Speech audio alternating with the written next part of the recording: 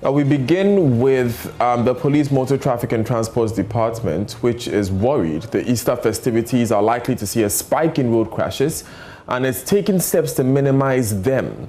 Director of Education and Training, Alexandra Obing, says they are paying particular attention to activities that account for the increasing figures.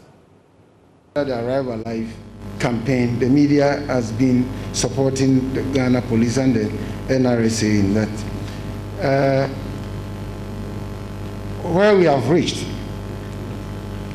as I say, we have to also be very reactive.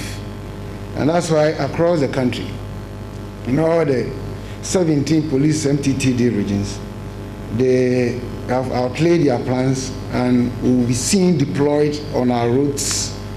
And as CO MTTD Accra said, it is that we will be present around the clock. We will do our checks and we will look at those routine checks that we do. And those that will be found to have flouted our campaign messages and awareness creation, same will be investigated and put before court, as we have done. For example, between February and then January and February this year, we've been managed to arrest road offenders amounting to 455. Out of these, so far, 423 has been put before court for varying road offenses, including what outlined by DCOP Mr. I. And so far, the court has convicted 362, 2 to prison. The remaining, the court imposed a punitive fine of, that summed up to 205 Ghana cedis, 205,190 Ghana cedis. Now, the Ghana Grid Company Limited, Gridco, says it has no intention of embarking on a nationwide load shedding program. This assurance follows demands by power consumers for a timetable following erratic power supply in the last few days. The PURC have also announced there will soon be tariff hikes. Well, in a statement issued Wednesday, management of Gridco maintained there is no impending nationwide power cuts. Let's cross over now to the Ministry of Information for a news briefing on the subject. Some have labeled it a return of doomsday. Some have called it dundum and whatever. This morning we are here basically with Ghana Grid Company to try and explain to Ghanaians that what is happening is not as a result of a generational problem or fuel shortage, but really some technical difficulties and challenges one or two institutions might be going through. So without much ado, even though Gridco has been consistently coming out with press releases and press statements as to the cause of every power outage, we want them to take the opportunity of not only informing Ghanaians, of also reassuring us that what we are experiencing in a short time will be a thing of the past. Thank you. So I invite Mr. Amwakoba, the CEO of Ghana Grid Company, to speak with us. Thank you.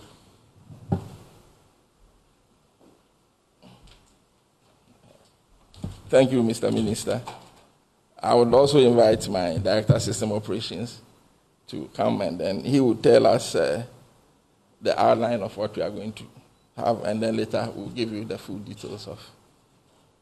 And he is in the person of Engineer Mark Barr.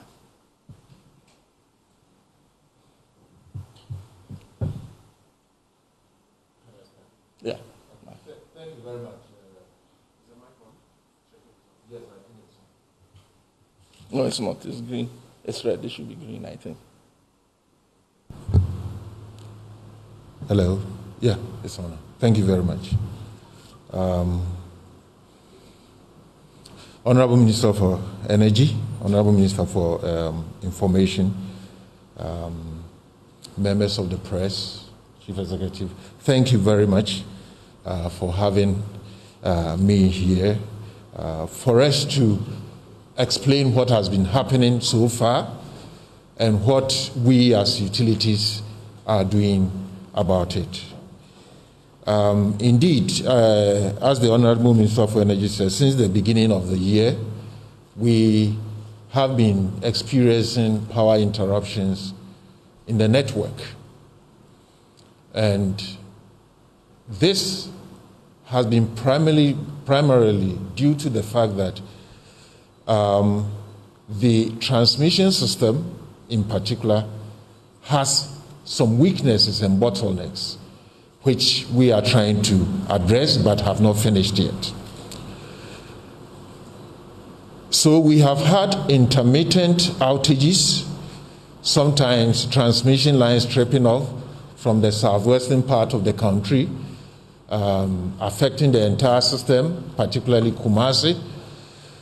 And this culminated, you remember, on March 7th, when the entire system collapsed as a result of cascaded strips which emanated from the western region.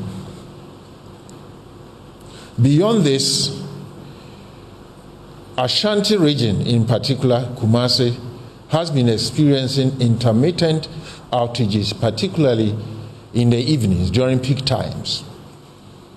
And all this is basically because of the fact that our power system has grown in terms of demand.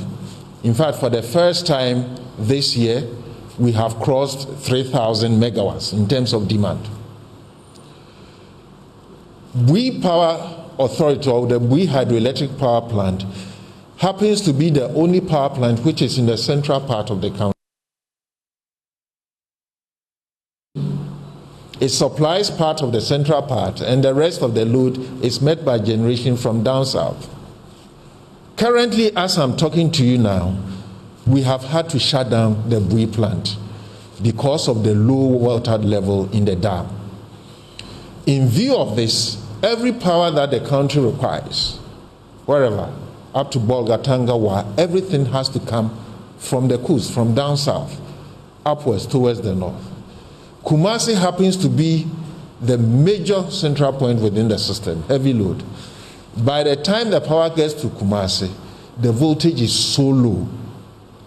Okay, when voltages are low, you switch on your light, it's almost dim. Normally people call it low current. It's actually low voltage. The voltage becomes so low, and if we don't do anything about it to prop up the voltage, the entire system will collapse.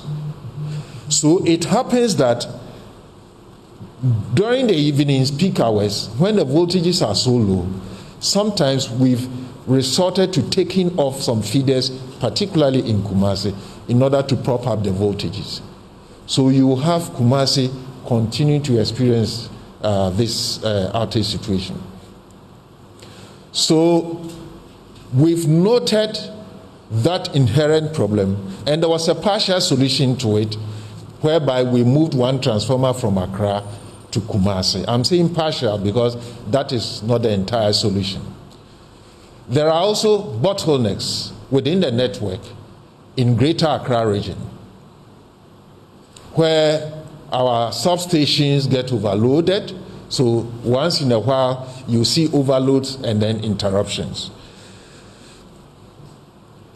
Let me also add that these interruptions are not only due to problems within the transmission network.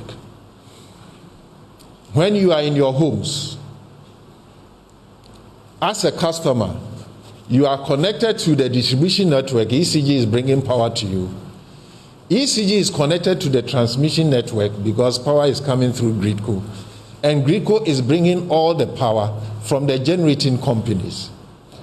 So between you in your homes or in your factories and the generating companies, you are actually physically linked. Any break in this link can result in a power outage. So there can be a problem in the distribution network, the transmission, or the generation. Besides that, these generators need fuel to generate. And in Ghana, almost all the power plants use gas. You notice that, maybe to bring it in sharp memory, yesterday there was some outage in certain parts of Accra. I'm sure those who were driving around the airport coming to Legon. Everything was normal, and we were informed by WAPCO, operators of the gas pipeline, that we need to drop 2 generators in Tema because there wasn't enough gas. At every moment, supply and demand will have to be will have to be equal. So once you are shutting down a generator, it means that the demand, as we are drawing, the demand should also come down in order for supply and demand to be equal. So when there was no gas and the generators were tripping off, it means that we had to advise ECG to also come down on this load, and that resulted in the power outage yesterday.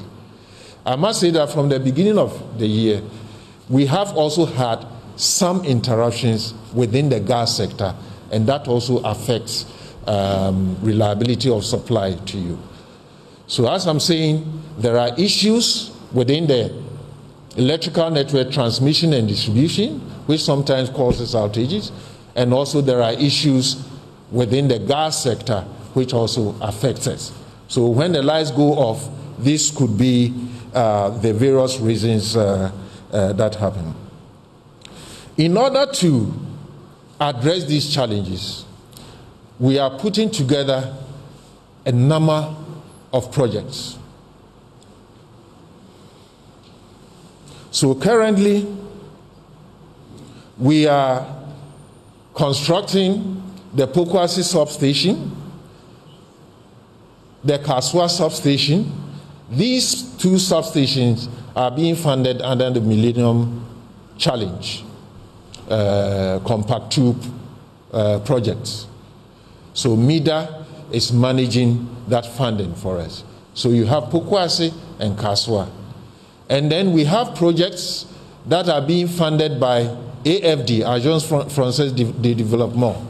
And they are financing major transmission line projects from Tema to Accra and to Malam.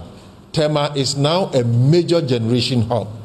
More than 1,000 megawatts are being generated in Tema. So we need massive transmission capacity to bring that. Let me come to Pokwasi. Pokwasi is in the northern parts of Accra, and Pokwasi is now going to be a hub where the power that is being evacuated from Abuazi on the 330 kV will now come to Pokwasi before being sent to Tema. Pokwasi will now allow ECG the flexibility to meet demand in the northern parts of Accra, and then in case that there are challenges elsewhere in Accra, load can always be moved elsewhere. So Pokwasi will improve supply reliability in that area. In addition, I talked about the Kaswa bulk supply point. Kaswa, in the western part of Accra is in the central region, but it's sprawling, and the demand is so much in Kaswa. So analysis show that we need to build a substation in Kaswa. Kaswa currently is being supplied from Malam and then from Winneba, and that is accompanied by a lot of outages and so much losses within the distribution network because of the length. So Kaswa is being constructed, and that will also be completed somewhere in August, September. Pokwasi will be completed by June, July. To address the Kumasi problem, the Kumasi Kintambo project is being built and will be completed by July this year. Also, the Ministry of Energy has taken a decision. As we analyzed, we saw that it is best if we could get a generator around Kumasi. So the ministry has taken a decision that the Ameri power plant should be moved to Kumasi. So efforts are being put in place to ensure that gas infrastructure is sent to Kumasi to feed the Ameri power plant once that movement is done. When this is completed, our system will become even more resilient. So these are the challenges we are facing and efforts that we are putting in place to make sure that the outages that we are experiencing will be a thing of the past. And we believe that by June, July, when all these projects are being completed, Ghanaians will now enjoy reliable power. But in order for them to be completed, the contractors on these projects have requested for outages. Because as they build, they have to connect it to the current system. So it is just like maybe you've invited an electrician to your house to come and fix some problem, and he comes and says, "Sir, madam, I have to switch off the mains for safe working space. Otherwise, somebody could die." And then madam could say that I'm preparing jollof, so I'm going to blend some tomatoes, so give me 30 minutes. It is the same thing in the larger grid. The contractors have asked for outages between now and July in order to complete the projects. We are talking of 330,000 volts. In our house, we have only 240 volts, and that can even kill. So they will be coming to us to request these outages. And when this happens, we grant them this outage. It means that some of us will have to go off. We are now working with ECG on the quantum of these outages and how long it will take. And we are also discussing with our contractor to, as much as possible, minimize the duration so that we will have the minimum impact of outages on customers. So we'll be coming to Ghanaians on this. And these outages are going to affect only Accra, I repeat, only Accra and Winneba. It is not nationwide. Pokuase, the 330 came from Abuaze. We are diverting it to Pokuase. And in order for you to divert it, you have to disconnect the 330 kV network. Otherwise, somebody will burn to death. So that is why it's going to happen. So in Kaswa, we are going to connect the existing lines from Cape Coast and Winneba, connect it to the Kaswa substation and continue to Accra. In order to do that, you have to take those lines off, and it will affect supply. So that is why we'll be coming to Accraians and Winnebans and say that these are the outages that are going to happen. It will affect you for a duration, and because by the time we will come up, we will know exactly the amounts and the duration. We would want to inform those who will be affected how it will be done so that they can plan their lives. So please, let us go from this place knowing that these outages will be designed for only Accra and Winneba. They won't affect the rest of the country. So, Chief, I guess this is the brief, and then members of the press, if anybody has a question, I think I'll hand over to the Minister of Information. Well, I want to reiterate, as he said, that this is only going to happen in Accra and Winneba. It is not going to be nationwide. And at appropriate times, we would come to Ghanaians or the Accra people and the Winneba people to inform them of what is happening and then the outages that are required. Okay. Sorry. No problem. Colleagues, it's a good time to take your questions. So if you have questions, you can signal us. We'll give you an opportunity to ask those questions of GridCo, and then they will provide responses to your questions. So my understanding of what you've delivered to us is that there will be some programmed outages to facilitate the improvement works that have been planned, correct? That is right. Okay, all right. So, do I have takers? 1, 2, is there a third? Well, let's start with you. All right, so we spoke to, my name is Kweku Asante, JoyNews.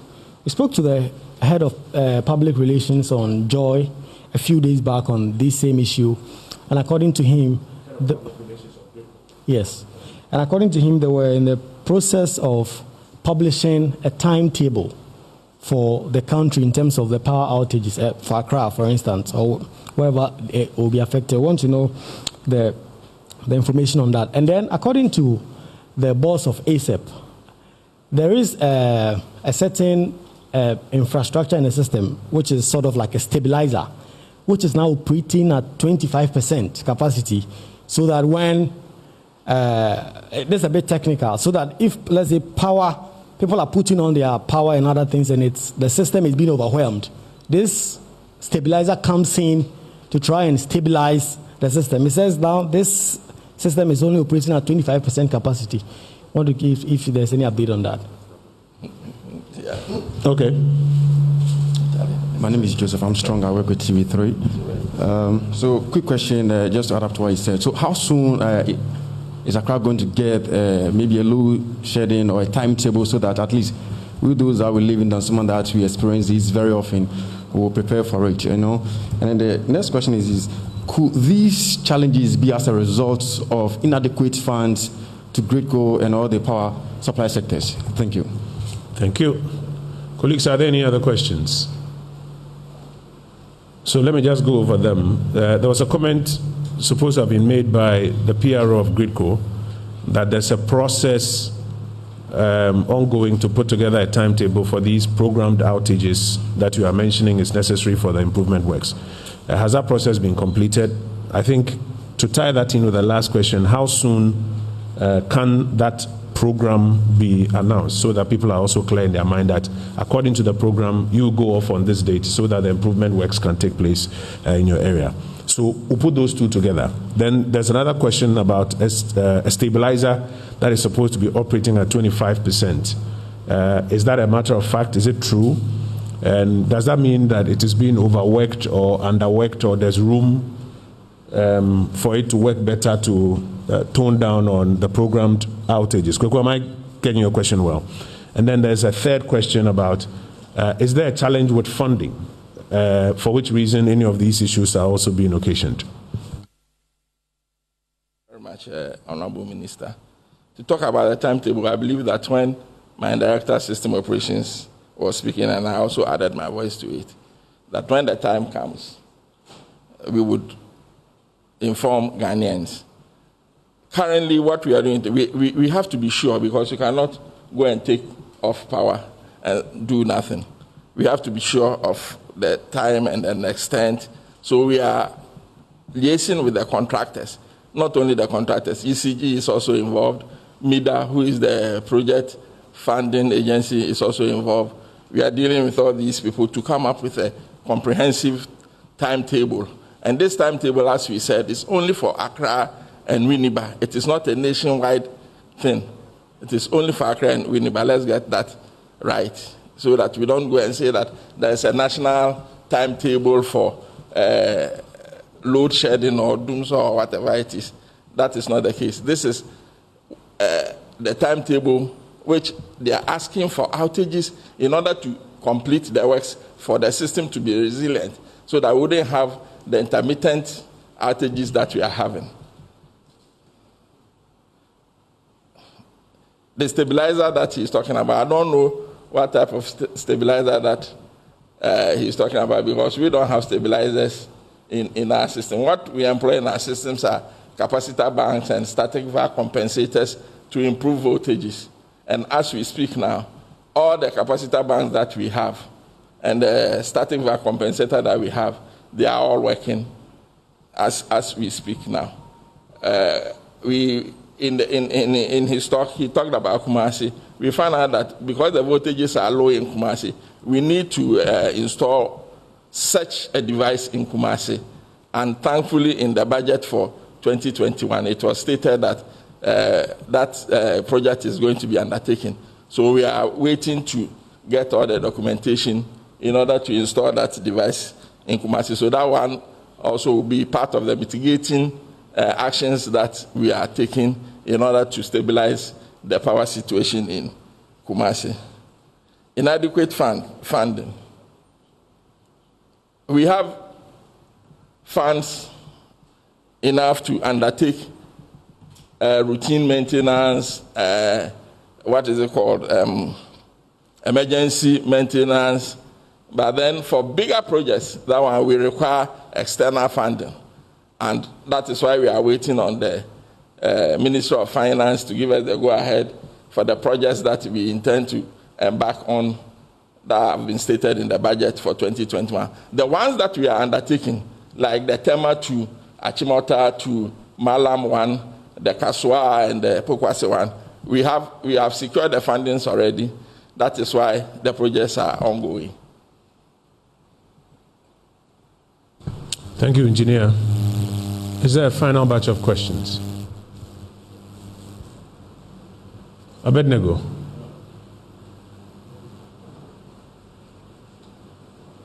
Any others? This will be the final.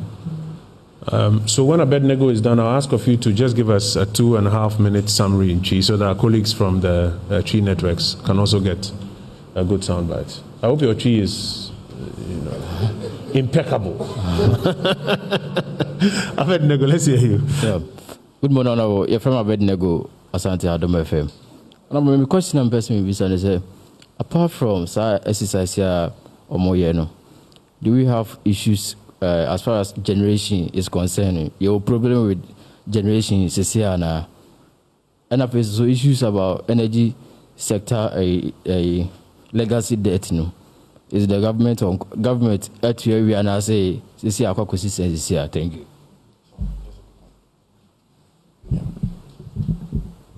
Okay, so just a quick one, just to find out, are we still enjoying free electricity in this country, and could you also amount to the challenges that we are faced with today? Thank you. Let me quickly deal with that one. You know that as a matter of fact, free water and free electricity was extended to the end of March by His Excellency the President. Today is the 1st of April.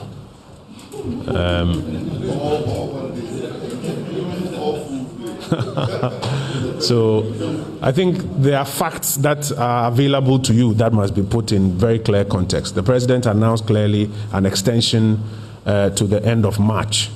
Today is the 1st of April. So I'll save you of that one.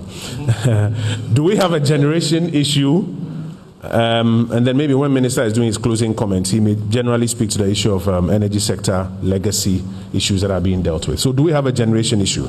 And then there was a question of has the free electricity of the period contributed in any way to this one? I've answered the question of are we enjoying it now, but there was a question in there that I think you have to take. Has it contributed to your demand and the issues you're having in any way? Yeah, thank you for that question. Generation. Currently, the total installed capacity in Ghana is in excess of 5,000 megawatts, 5,080 megawatts. Can you hear me? 5,080. The highest demand ever, in Ghana, which occurred, I think somewhere this month, is 3,171 megawatts. Okay. I said 5,000, but that doesn't mean that all the 5,000 are always available. Sometimes we can have about 3,500 available. Others are down because of maintenance issues or faults or things like that. So there is still enough room to meet the rest of the demand. And this demand that I'm talking of, the 3,171, is not only Ghana demand, but includes our neighboring countries that we export power to. So there is enough generation to go round. So there's no generation shortage. However, there can be 1 or 2 hours like what happened yesterday, that you are there and the WAPCO calls or Ghana Gas calls that there is a problem with the infrastructure, gas is going down, so drop down here, drop down here. Those intermittent issues do happen. But generally, there's no generation shortage, there's enough to go around, everybody. Thank you. Then talking about whether free electricity has any impact, I believe that Yes, it would, but it means that if people are getting it free, they will consume more. So that is why the demand has gone up to 3,171. But when demand goes up, what happens is that you need to transport the electricity to where it is being demanded. And it passes through the wires, and sometimes the wires get congested, as he spoke about in the Kumasi case, and you will need to drop some of the load in order for the required amount to be able to go through.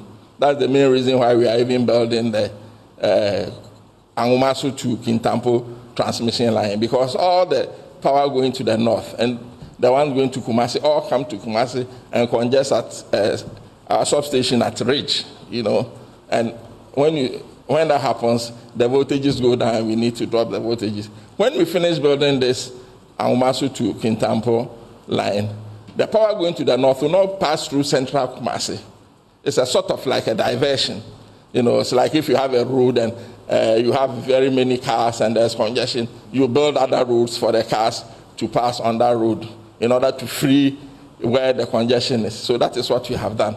And we believe that when we finish this Angumasu to Kintampo transmission line, the congestion will be eased and more people in Kumasi would have the opportunity to consume more if it still remains free.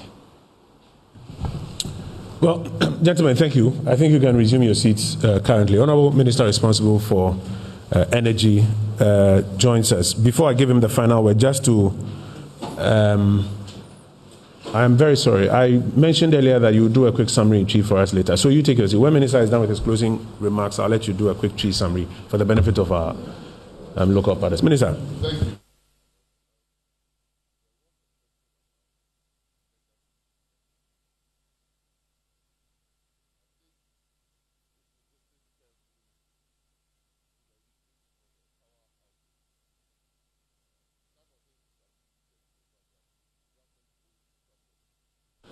The truth of the matter is that government has put in place a mechanism where every generator, every transmitter, every distributor of electricity is paid something regularly, what we call the cash waterfall mechanism. Government has also introduced, and it will start very soon, a gas clearinghouse where more funds will be made available to the suppliers of the fuel for these generators. The recently passed budget, government has made available a Delta Fund that is also going to contribute to the payment of these debts that are owed. So it's not because of a debt that this power outage is concerned. And I would like to conclude by saying that the challenges that are being faced will definitely sometime lead to maybe a power outage here or there. But this, like the technical people just said, is not because of a generational problem. Yesterday's power outage, we have been explained to us, was caused by a reduced pressure of the gas that is going to the generator. That could not have been foreseen or planned by anybody. And so because most of our generators are now relying on gas, and gas comes through only a few pipelines to all these generators, and the effect of a gas shortage affects many more generators than if individual plants were being fueled by diesel or crude oil independently. So these are challenges we have to continuously build the infrastructure and our systems to be able to have a redundancy in the system to minimize these outages. And we hope that Ghanaians would be with us in these trying times so that we can improve the system to get the consistent electricity that we want. Thank you very much. Thank you very much, Honorable Minister. So our colleagues from the Chi Networks, I'll get engineer on standby for you right when we are done, and then he will do a quick Chi translation for us. Just to recap the key issues. Number one, as has been explained to us, there are no generation challenges. So for those who are making the argument that, we are not able to generate as much power as is required, and therefore Dumso is back, I think the answer has been quite clearly outlined that there are no generation challenges. There are no challenges with funds for expansion works, as has also been explained. So again, for those who say it's because GridCo doesn't have money for expansion works, etc., that's why some of these challenges have occurred. Again, it's been explained that that is not correct. GridCo has also explained that there's a need to program outages in Accra and Winneba for improvement works, because the works 3,300 volts. Oh, sorry, 330,000 volts. They can't be dealing with it while those transmitters and bulk stations are on. So there's a need to do this programmed out. And that the residents in Accra and Winneba will be informed of the times and the tenor for the programmed outages for improvement works. That's the feedback I take from what you've delivered to us. Minister has also explained to us the various sources of funds available to deal with the broader energy sector legacy issues. And so we're grateful for that brief. Minister, we're grateful to you. GridCo and ECG, we're grateful to you. Colleagues, we'll leave it here. We thank you for your time. And our team from GridCo will be on standby. So for our Chi brothers, please just come forward. They'll do a quick Chi translation for you here. Thank you very much. We'll see you hopefully after Easter.